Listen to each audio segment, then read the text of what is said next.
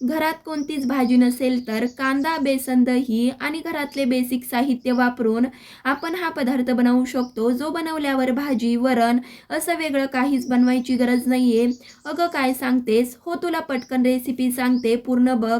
तर त्यासाठी 1 वाटी बेसन घेतलं, त्यानंतर त्यात अर्धा चमचा लाल तिखट, पाव चमचा हळद घातली, चवीपुरतं मीठ, 1 चमचा जिरे, अर्धा चमचा ओवा घालायचा, पाव चमचा हिंग आणि 1 वाटी चिरलेला कांदा, थोडीशी कोथिंबीर घातली.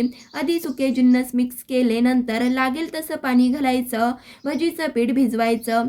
आता भजी तळण्यासाठी तेल गरम केलं, त्यानंतर छोटी छोटी अशी भजी सोडली, भजी तळून घेतली. सगळी भजी तळून झाल्यावर पातेल्यात अर्धा वाटी आंबट दही घेतलं, त्यानंतर 2 चमचे बेसन घालायचं, चांगलं असं मिक्स केलं. आता 1 ग्लास पाणी घातलं, छान रवीने घुसळवलं. त्यानंतर कढईत अर्धा पळी तेल गरम केलं, त्यात 1 चमचा मोहरी, अर्धा चमचा जिरे घातले, हिरव्या मिरचीचे तुकडे, 1 चमचा किसलेलं आलं, कढीपत्ता आणि पाव चमचा हिंग घातल्यावर थोडंसं परतवलं. नंतर पाव चमचा हळद, कढीचं मिश्रण घातलं.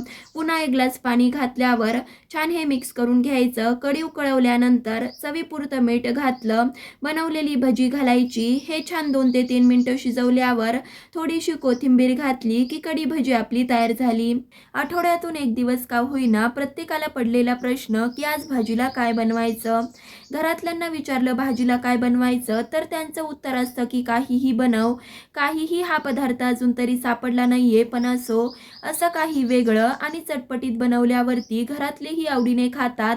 वरण भाजी वेगळं काही बनवण्याची गरज नाहीये. चपाती, भाकरी, भाताबरोबर कशासोबतही खाऊ शकतात, असंच देखील खाऊ शकतात.